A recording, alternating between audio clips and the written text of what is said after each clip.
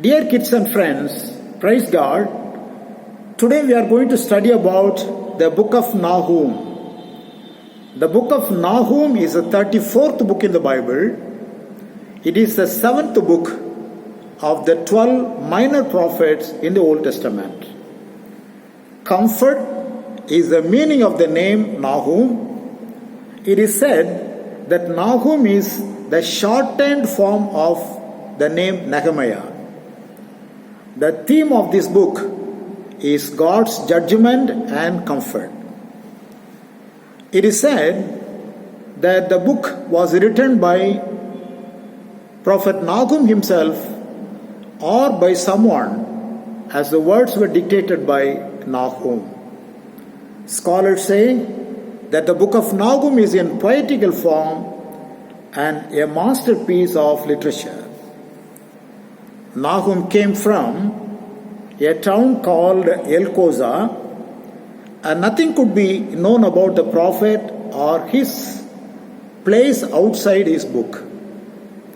In the genealogy of our Lord Jesus Christ, in Luke 3:25, we read about a Nahum, but that Nahum was different from this Nahum.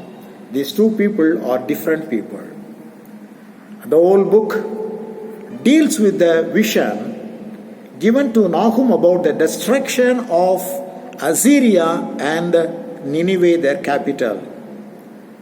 In chapter 3, verses 8 to 10, the prophet writes about the destruction of Thebes, Ammon, Thebes, and that happened in the year 663 BC. And he talks about the destruction of Nineveh, but that happened in the year 612 by a joint military invasion by the Babylonians, Medes, and the Scythians. So, that happened in 612 BC. So, it is calculated, it is estimated that the prophetic days of Nahum was from 663 to 612 BC. Secondly, the main messages of Nahum in this book. The Assyrians will be destroyed, but they have already destroyed Israel in 721 BC. In 701, they besieged Jerusalem also, but they could not capture Jerusalem because of God's intervention. So, these prophetic words are towards the Assyria and Nineveh that God would punish them for their cruel acts. The violence sowed by the Assyrians, they would reap because of their sins. Here, we read a lesson for all-time people that as Assyrians were destroyed for their sins and cruelty, so the wicked people of any time will be destroyed by God. And it will be destroyed by God in the last days. As Assyrians were destroyed before, in the last days, all the sinners, the wicked people will also be destroyed. It's an all-time truth. Secondly, the main contents of this book. The book of Nahum has 3 chapters. First chapter, verse 3 talks about God's graceful characteristics of long-suffering patience and all-powerfulness. Verse 7 says that God is good. Verse 8 says God will not leave the sinners, wicked people unpunished. Chapter 2, the whole chapter talks about the destruction of Syria and Nineveh. Chapter 3 talks about the destruction of the Assyrians, and everyone who heard about the destruction will clap their hands and will enjoy because of the cruelty that Assyrians did to these people again and again. So their destruction would be a time of enjoyment for other people. Some all-time beautiful messages in this book. To explain Psalm 34 verses 9 to 10, often we use this book, a portion of this book, as an illustration. What the psalmist says, even though the baby lions are hungry for food, the people who seek after God will be left with hunger. Here in this book, the illustration is there. In 2nd chapter, verses 11-12 says, the male lion would go out and kill animals and bring that meat and fill the den of that lion with varieties of meat. So the lioness and also the cubs, the babe lions, will never feel hungry because everywhere the meat is filled, the den is filled with meat.